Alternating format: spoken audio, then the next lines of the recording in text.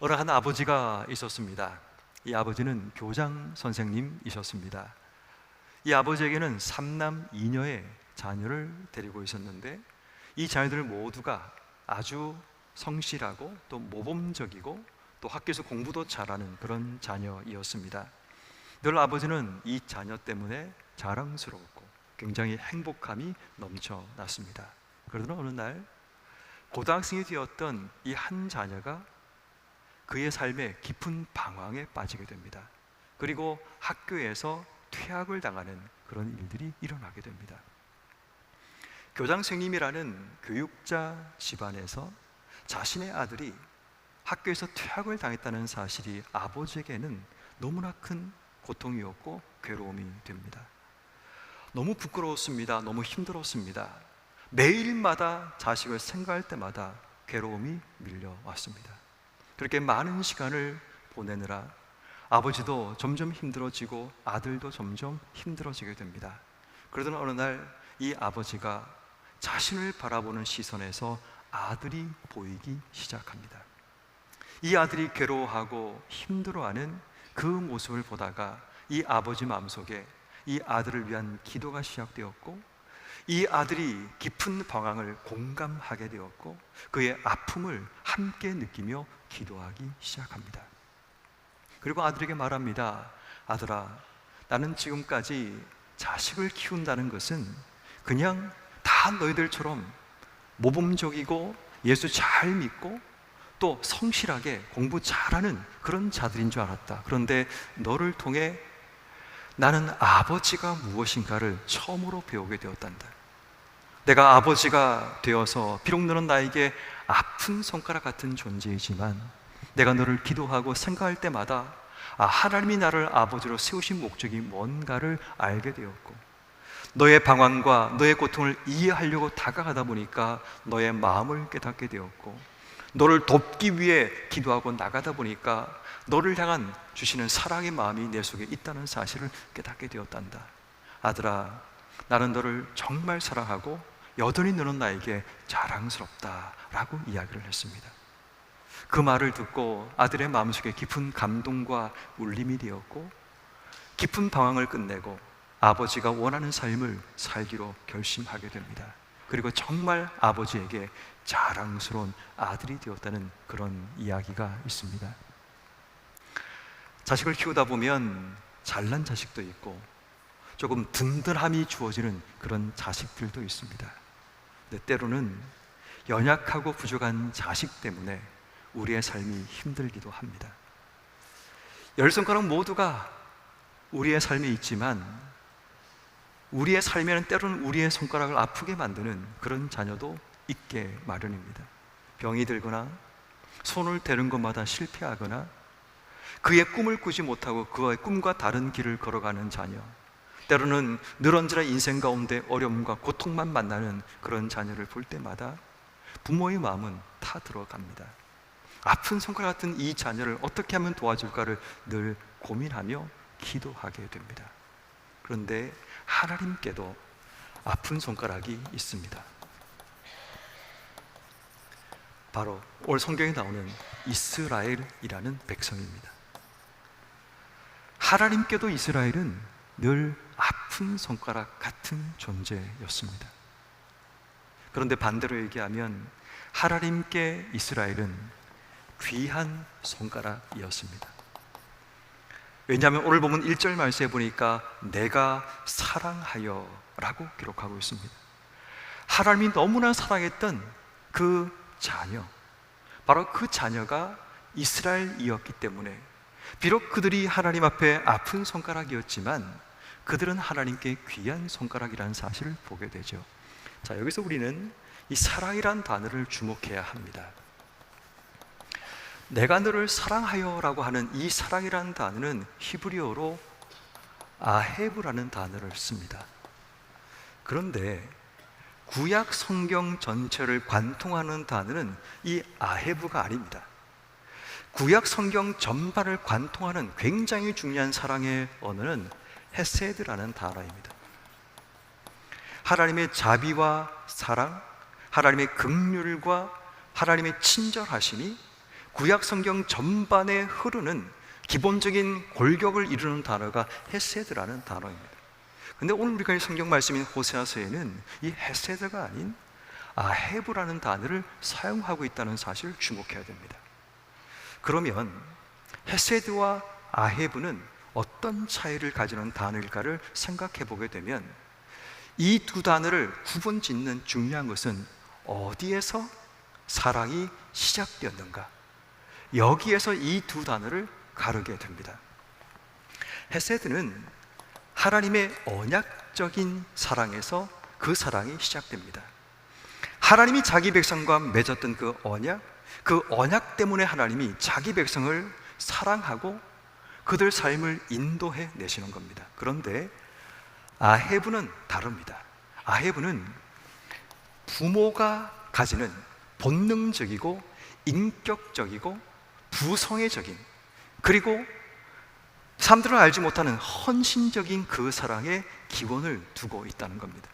특별히 우리가 읽고 있는 성경 말씀인 이 호세아라는 성경 말씀은 이스라엘과 하나님의 관계를 부모와 자식 간의 관계로 규정짓고, 하나님께서 부모와 같이 본능적으로 헌신적인 사랑을 드러내고 있는 그 성경 말씀이 호세아서이기 때문에 호세아서는 아헤브의 사랑을 우리에게 보여주고 있다는 사실을 보게 됩니다. 그래서 하나님께서 정말 본능적이고 헌신적인, 인격적이고 관계적인 이 사랑을 어떻게 드러내시는가를 보니까 1절부터 4절까지 말씀해 보면 그 내용이 등장하는데, 1절에 보니까 하나님 이렇게 말씀하시죠. 애굽에서 불러내었다 라고 기록합니다. 이 불러내다는 단어가 히브리어로 카라라는 단어인데, 이 단어는 이름을 부르다, 소리내어 부르다 라는 뜻을 가진 단어입니다. 왜 부르다는 단어를 쓰고 있는가 하면, 중요한 것은 이스라엘 백성이 애굽에서 나온 것이 그들의 선택이나 그들의 결단 때문에 나온 게 아니라 하나님이 그들을 꼭 집어서 나오라고 하셨던 하나님의 주권적인 구원을 설명하기 위해서 애굽에서 나왔다라는 이 단어를 쓰고 있다는 겁니다. 다시 말해 이스라엘 백성들이 출애굽한 결정적인 이유는 그들이 선택이나 그들의 결단 때문에 나온 게 아니라는 거죠. 하나님이 그들을 불러내었고 하나님의 주권적인 이름을 불러서 그들을 끌어내셨다는 그 의미를 담고 있는 겁니다. 두 번째는 3절 말씀에 보니까 하나님이 그들의 걸음을 가르쳤고 그들의 팔로 안으셨다라고 이야기합니다. 마치 여러분 이 장면은 어떤 장면인가 하면 이제 갓난아이가 걸음을 시작하는 겁니다. 그때 부모가 이 아이가 걷는 것을 도와주고, 그리고 이 아이가 넘어질 때 팔로 안아서 이 아이가 넘어지지 않도록 도와주는 것, 그 장면을 연상시킵니다. 우린 여기서 하나님께서 우리를 돌봄과 하나님의 보호하심에 대한 부분을 발견하게 됩니다. 하나님의 사랑은 우리의 삶을 철저하게 돌보시고 우리를 보호하신다라는 사실을 우리에게 명확하게 보여주고 있는 겁니다. 그리고 그 뒤에 보니까 4절 말씀에 하나님께서 우리의 멍에를 꺾으시고 사람의 줄과 사랑의 줄로 우리를 이끌어내셨다라고 말씀합니다. 중요한 것은 사람의 줄의 반대말은 짐승의 줄을 의미합니다. 짐승의 줄이라는 것은 짐승의 목에다가 멍에를 채우고 위협과 협박과 강제와 내가 할 수 있는 모든 억압을 가해서 이 짐승을 끌어내는 것을 짐승의 줄이라고 말합니다. 그런데 사람의 줄이라고 할 때 이 사람이라는 단어는 히브리를 보면 아담이라고 되어 있습니다. 하나님께서 아담을 대하실 때 어떻게 대하셨습니까? 인격적이고 그를 존중하는 그 모습으로 그 사람을 대했습니다. 목에 멍에를 채우지 않습니다. 그래서 멍에를 끊어버리는 겁니다. 그 모습이 사랑의 줄이라고 말하는데, 이 사랑이 어떤 단어인가 하면 아까 말씀드린 아헤브라는 단어와 같은 어원을 가진 단어입니다. 부모의 사랑으로 이 자녀를 이끌어 간다는 거죠. 그 줄이라는 단어는 방법을 의미합니다.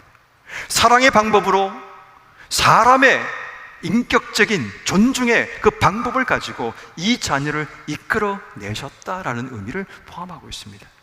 그리고 4절 뒷부분을 보니까 마지막 하나가 더 나오죠. 그들 앞에 먹을 것을 두셨다라고 얘기합니다. 이스라엘 백성이 걸어가는 광야길에는 먹을 것이 없습니다. 그들이 노력한다고 애를 쓴다고 뭘 것을 얻을 수 있는 그런 환경과 여건이 전혀 아닙니다. 그런데 하나님께서 그들을 위해서 매일마다 밥상을 차리신 것이 하늘의 만나가 그들 속에 내려온 겁니다. 그들의 삶의 목마름을 채우기 위해 하나님이 반석을 쳐서 물을 공급하시는 하나님의 은혜를 그들 삶 속에 허락해 주신 겁니다. 다시 말해 하나님의 아헤브의 사랑은 이스라엘 백성에게 마치 부모가 자식을 먹이듯이 밥을 먹이시고 그들을 돌보시고 보호하시고 그들을 인격적으로 사랑과 존중으로 그들을 대하시고 그들을 구원해서 애굽이라는 어둠 속에 있던 자들을 빛으로 인도해내시는 그 하나님의 아헤브의 사랑이 이스라엘 백성에게 주어졌다는 거죠. 왜? 하나님께는 그들이 귀한 손가락이기 때문인 거죠. 그런데 하나님께서 그들에게 원하신 것은 뭐냐 하면 내가 너희를 아헤브의 사랑으로 너희를 사랑했으면 너희도 나에게 아헤브의 사랑으로 나를 사랑하라고 말씀하십니다. 그 본문의 말씀이 신명기 6장 5절 말씀에 보면 마음을 다하고 힘을 다하고 뜻을 다하여 주 너희 하나님을 어떻게 하라? 사랑하라. 그 사랑의 단어가 아헤브입니다. 다시 말해 부모가 보였던 그 사랑을 우리가 어떻게 아이브로 살아가는가? 마음을 다하고 힘을 다하고 뜻을 다하여 부모가 보여준 그 사랑을 우리가 그 모습 그대로 사랑하는 모습, 이게 바로 아헤브의 사랑이라는 겁니다. 그런데 문제가 뭔가 하면 이스라엘 백성들이 하나님께서 그들에게 보여주었던 바로 이 아헤브의 부모의 부성애적인, 본능적인, 관계적인, 인격적인, 헌신적인 그 사랑을 하나님이 보여주시고 그들의 삶에도 마음을 다하고 힘을 다하고 뜻을 다해 하나님을 사랑하는 이 아헤브의 사랑을 요구했지만 그들의 모습은 그렇지 않았습니다. 오늘 보면 2절 말씀에 보니까 그들이 하나님을 멀리 떠납니다. 또 2절 뒷부분에 보니까 바알에게 제사하고 우상에게 분향하는 그런 죄악을 그들이 범합니다. 7절에 보니까 하나님께로 점점 물러가는, 하나님께로 나아가지 않고 물러가고 하나님이 돌아오라고 아무리 불러도 일어서는 자가 한 명도 없는 그런 안타까움을 드러나게 됩니다. 그 결과로 5절 말씀, 하나님이 아수르 사람을 임금으로 세웁니다. 그 말은 아수르가 그들을 공격하고 그들의 임금을 갈아치우고 그들 스스로가 임금이 되는 그런 일들이 일어나게 됩니다. 6절 말씀에 보니까 칼이 그들의 성읍을 치고 그들의 빗장을 깨뜨려 버리는 그런 일이 벌어집니다.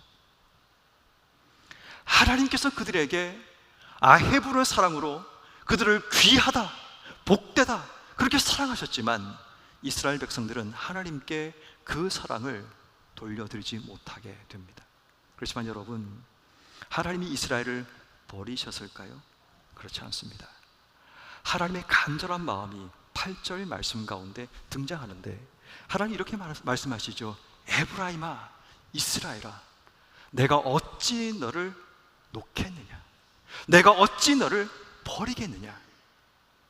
내가 아드마와 같이 스보임과 같이 내가 너를 두겠느냐 놓겠느냐고 주님 말씀하십니다. 여기에 아드마라는 이 단어와 스보임이라는 이 단어는 도시를 의미합니다.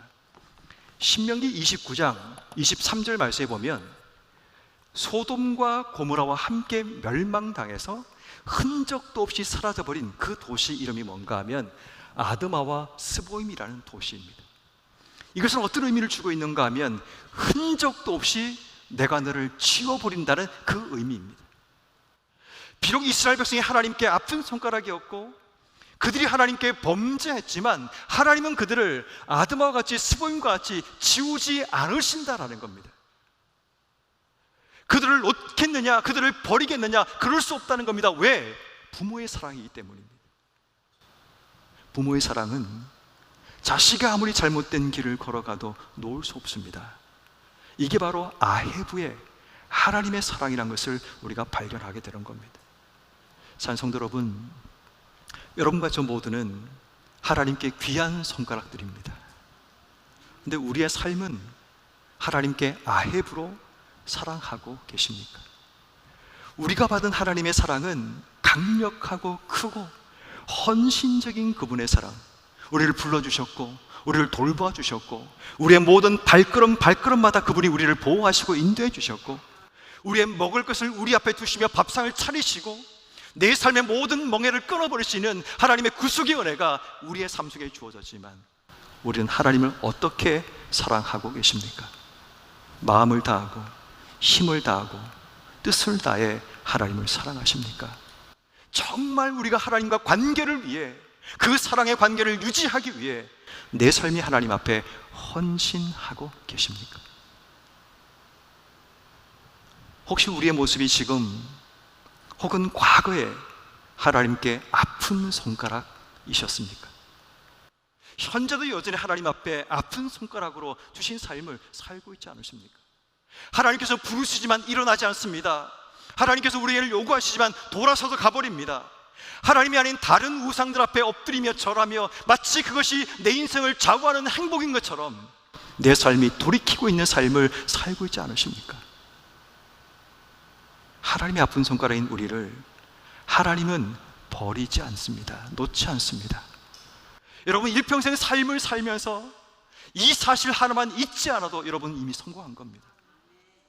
비록 나는 지금도 하나님께 돌아서서 하나님 방향이 아닌 내가 원하는 길을 걸어가고 있지만 여전히 하나님은 우리를 놓고 버리지 않으신다는 것, 아드마와 같이 스보임같이 그들을 버리지 않는다는 겁니다. 흔적 없이 지우지 않는다는 겁니다. 그래서 우리는 하나님의 아픈 손가락이 되는 겁니다. 그런데 오늘 말씀을 읽다가 하나님 주시는 복음의 메시지가 오늘 본문 9절 이하의 말씀에 기록됩니다. 여전히 지금 우리의 삶은 아픈 손가락의 삶을 살아가고 있지만 하나님이 우리에게 복음을 던져주십니다. 그 복음이 뭔지 아십니까? 9절은 이렇게 말합니다. 첫 번째 하나님 복음은 뭐냐면 내가 맹렬한 진노를 나타내지 않겠다라고 말합니다. 여기서 중요한 단어가 뭐냐면 나타냄이라는 단어인데 구약의 문법 가운데 제가 자주 강조하는데 미완료형이라는 것이 있습니다. 앞으로 그냥 제가 문법 얘기하면 다 미완료형입니다. 미완료형의 뜻은 뭔가 하면 계속 반복이라는 뜻입니다. 그럼 어떤 의미가 될까요? 나는 맹렬한 진노를 계속해서 나타내지 않겠다라는 의미입니다. 세상은 한두 번 참습니다. 그리고 자기가 정했던 그 참음의 기준을 넘어서는 순간 폭발합니다. 근데 하나님 말씀하십니다. 한 번, 두 번, 세 번이 아니라 내가 이제 너희들에게 진노하지 않겠다라는 겁니다.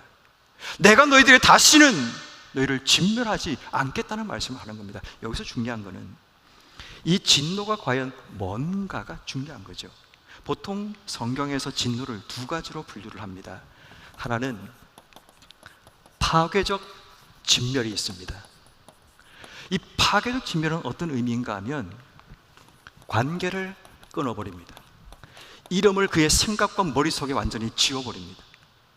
그리고 기회를 다시는 그에게 주지 않습니다. 우린 이것을 하나님의 공의적 심판이라고 말합니다.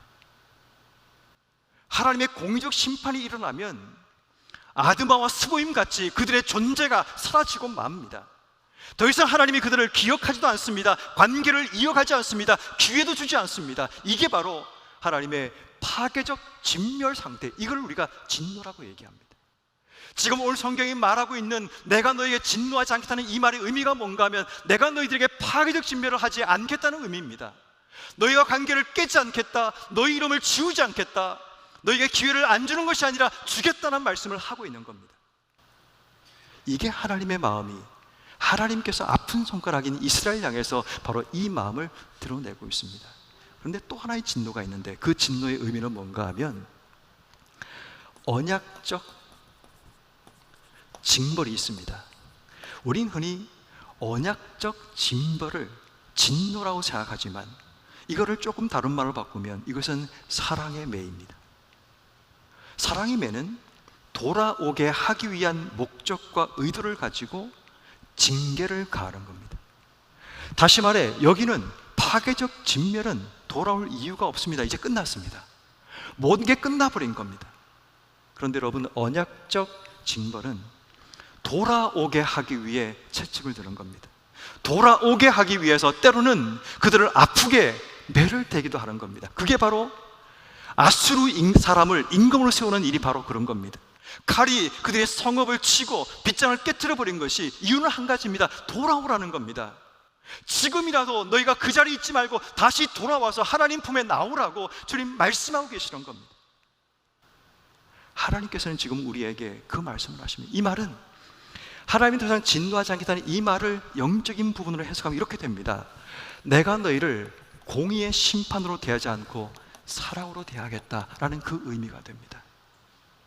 비록 우리가 하나님 앞에 늘 범죄하고 아픈 손가락의 삶을 살아왔지만 하나님은 공의로 우리를 심판하지 않고 우리를 사랑으로 대하신다는 이 복음의 메시지를 여러분들이 받을 수 있기를 주의 이름으로 축원합니다.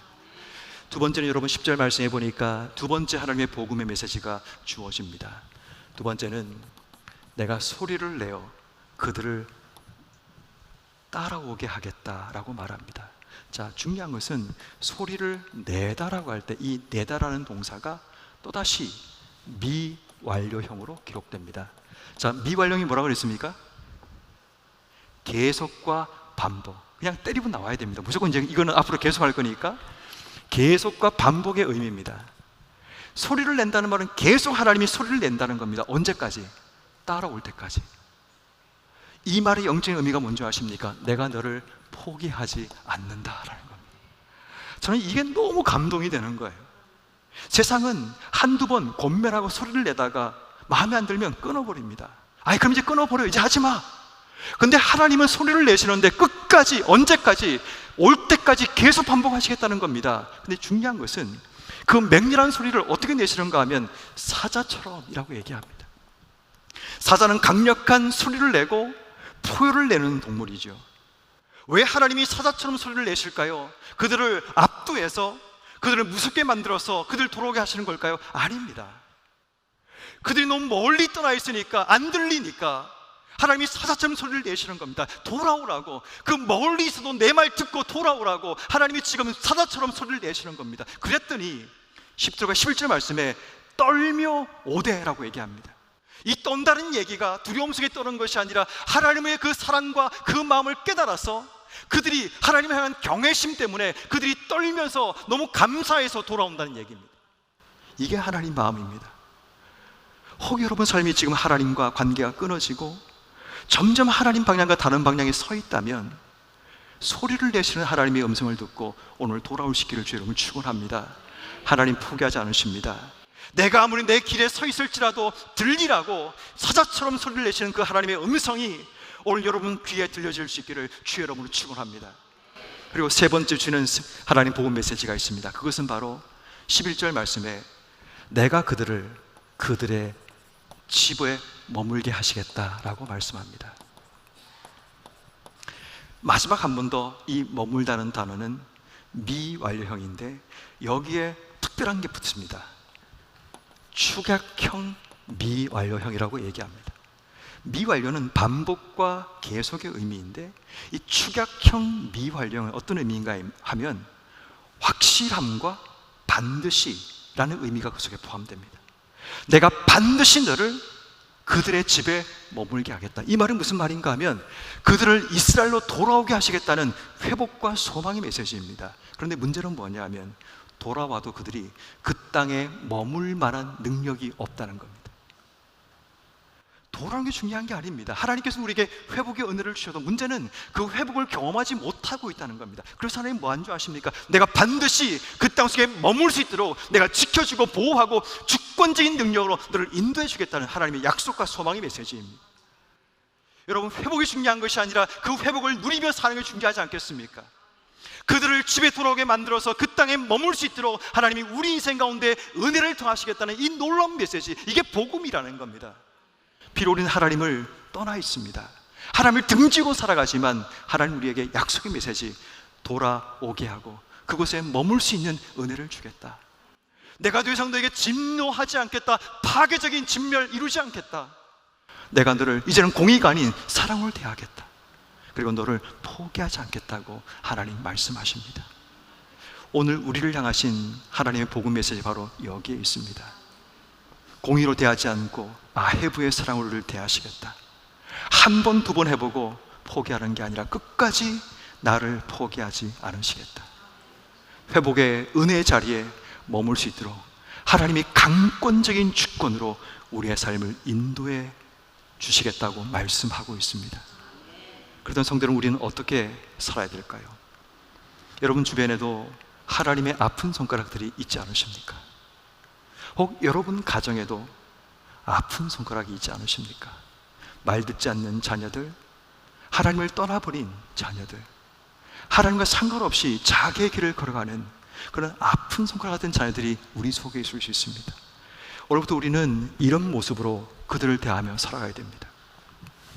진노하고 분노했던 우리의 삶이 이제는 진노와 분노가 아니라 사랑으로 그들을 대하는 삶을 결단해야 됩니다. 그들이 듣지 않아도 소리를 내는 것을 포기하면 안 됩니다. 이 소리는 그들을 향한 격려, 칭찬, 복음의 소리를 끊임없이 계속 내야 됩니다. 안 들어도 상관없습니다. 하나님이 듣게 하십니다. 내가 포기하지만 않으면 하나님이 그들을 듣게 하시니까 나는 포기하지 않고 하나님 메시지를 내 입을 통해 전달하는 그 사명 감당하면 되는 겁니다. 뿐만 아니라 반드시 하나님이 그들을 회복의 자리로 세울 거라는 우리의 소망을 내려놓으면 안 됩니다. 문제는 내가 포기하는 겁니다. 내가 하나님 포기하지 않는 내가 포기하니까 결국 하나님 역사가 일어나지 않게 되는 겁니다. 그러므로 우리 주변에 하나님의 아픈 손가락들을 돌아보고 우리 가정에 혹시 아픈 손가락, 우리 교회 안에서 아픈 손가락을 만났다면 이제 우리가 해야 될 중요한 역할은 그들을 향한 하나님 마음으로 소망을 잃지 말고 끊임없이 포기하지 말고 그리고 그들을 향해 칭찬과 또 그들을 향해 사랑으로 대할 수 있는 여러분 한 분 한 분 되기를 주의 이름으로 축원합니다.